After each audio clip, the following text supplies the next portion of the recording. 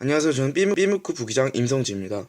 저는 오늘 역사라는 주제로 여러분들께 설명을 드리겠습니다. 우선 제가 많은 역사 부분을 다루고 있지만 그 중에서 백제천도를 중심으로 여러분들께 소개를 해드리고자 합니다. 일단 제가 백제천도라는 내용을 고른 이유는 일단 백제천도 문제가 은근히 많이 다뤄지고 있습니다. 내신에서 다뤄져 있고 모의고사에 다뤄지고 있습니다. 그래서 이걸 선택하게 됐고요.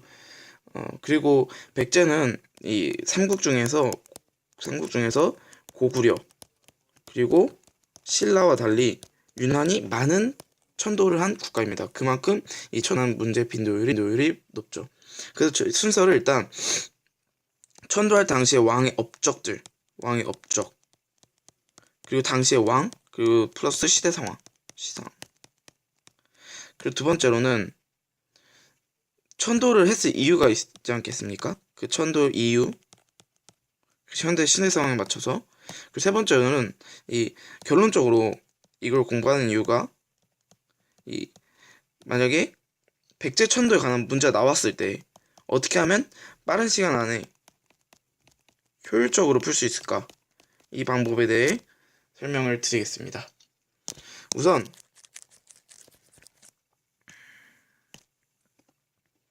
백제 왕들에 따른 권력이나 아니면 당시의 시대 상황을 권력의 힘으로 표현했을 때 백제는 이런 그래프가 만들어지게 됩니다.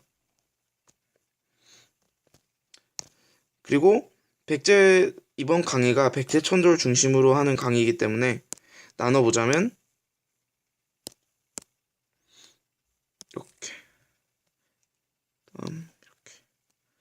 이렇게 나눌 수 있습니다. 우선은 이 백제가 전성기를 맞은 왕 시기는 근초고왕입니다. 뭐 유명하니까 다들 알고 계시겠죠.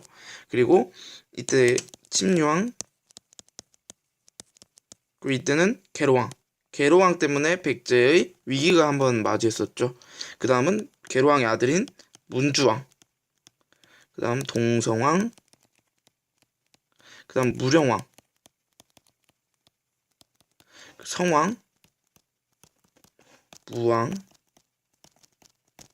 그리고 여기 온조, 백제 건국할 시기죠.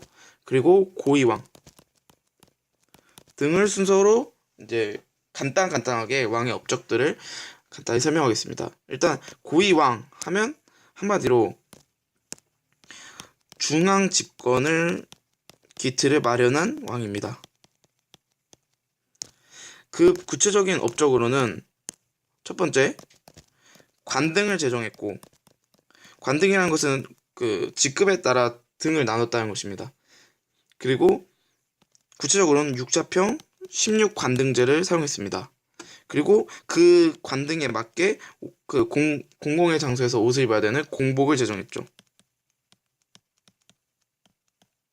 그리고 두 번째로는 유령을 반포하게 됩니다. 그리고 세 번째는 목지국을 제압하게 됩니다. 사실 그 중앙집권의 기틀을 마련한 왕들을 모두 살펴보면 모두 공통점을 갖고 있습니다. 중앙집권을 마련하기 위해서는 우선은 거의 모든 왕들이 유령을 반포하게 됩니다. 유령을 반포하는 것은 그 국가가 제시된 규칙을 백성들이 따름으로써 중앙집권에 좀 더 그 보탬이 되고요. 그리고 어떤 국가를 제압하게 됩니다. 이 어떤 국가를 제압한다는 것은 국가의 힘이 세고, 즉 왕의 권력이 세졌다고 볼 수 있죠. 그리고 이런 직급 체제들을 정리합니다. 이런 세계를 통해서 대부분이 중앙집권을 기틀을 마련하게 됩니다. 그리고 다음은 근초광인데요. 근초광 같은 경우는 여러분들이 모두 알다시피 백제의 전성기를 맞이한 왕입니다. 근초광은 특히 이 영토를 얻는 데 있어서, 영토를 공격하는 데 있어서 매우 활발했는데요. 이때 당시에 이제 근초광이 고구려 평양성을 공격하게 됩니다. 평양성을 공격함으로써 그 당시에 고구려에 집권했던 왕인 고국원왕이 죽습니다. 그리고 이런 마한도 통합하게 되고요. 그러니까 북쪽으로는 고구려를 공격하고 남쪽으로는 만을 통합했다고 보시면 됩니다. 그리고 이 밖에도 뭐 중국과 활발한 대외 활동을 했고요. 그리고 부자 상속을 시켰습니다. 왕의 권력이 더 세졌다는 것을 의미하죠. 이런 것을 근초광이 뭔가 후대에도 계속 뭔가 이 자신의 업적을 말하고 싶잖아요. 그래서 역사서를 쓰게 됩니다. 고흥이 이제 서기를 편찬하게 되죠. 여기는 이제 근초광의 업적에 대해 소개하고 있고요. 그리고 이제 심유한 같은 경우는 모두 아다시피 불교 수용 및 공인에 큰 역할을 하는 왕이고요. 이제 계로왕이 중요한데 계로왕이 왜 중요하냐? 사실 뭐 고이왕도 중요하고 근초왕도 중요하지만 백제 천도 문제에 있어서는 이제 계로왕이 당시에 고구려가 이제 5세기면 이때가 당시 5세기인데 5세기 때는 고구려가 전성기를 맞이하고 있었던 시기입니다. 특히 이 장수왕이 남진 정책을 실시하면서 수도를 평양으로 천도하게 됩니다. 그러자 이제 한성은 서울이니까 대충 이렇게 제가 지도를 잘 못 그리는데 여기 있었으니까 평양이 한 요쯤에 있으니까 일단 최 공격선이 일단 여기였던 거죠. 그래서 여기가 함락하게 되고 이 남진 정책을 피하기 위한 목적으로 여기 웅진으로 천도하게 됩니다. 이때 계로왕은 죽었기 때문에 계로왕의 아들인 문주왕이 바로 웅진으로 천도하게 되죠. 그리고 동성왕 그리고 무령왕 그리고 성왕, 여기서도 이제 성왕이 중요한데요. 이제 무령왕도 많은 업적을 갖고 있지만 성왕 같은 경우는 성왕 시기에 이제 성왕이 이때 당시에는 계로왕 당시에는 문주왕이 어쩔 수 없이 했다면 성왕은 더 나은 백제를 위해 선택을 하게 됩니다. 강제가 아닌 선택을 하는 것입니다. 이때 천도를 하면서 국호를 남부여로 바꾸게 되는데요. 그러니까 추락했던 백제를 중흥하기 위해서 노력한 거죠.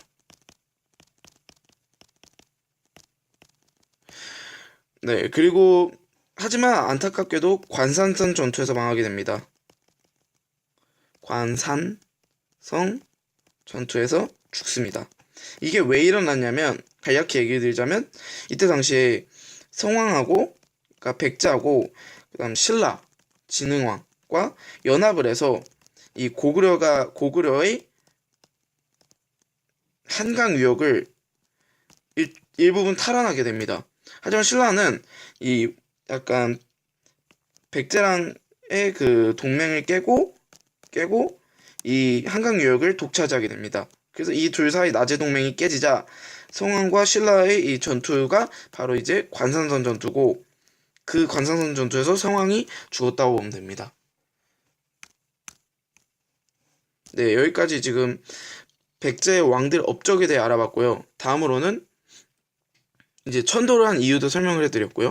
그리고 마지막으로 이제 문제를 풀면서 이게 어떻게 적용되나 한번 알아보도록 하겠습니다. 근데 제가 문제를 하나 갖고 왔는데요. 실제 한국사 능력 검정 시험에 기출되었던 문제입니다. 우선 여기서 간략히 먼저 소개를 해드리자면 아까 한번 설명을 했지만 이 순서를 보자면 이런 순서로 진행되는데 이때는 한성, 웅진, 사비 순으로 진행됩니다.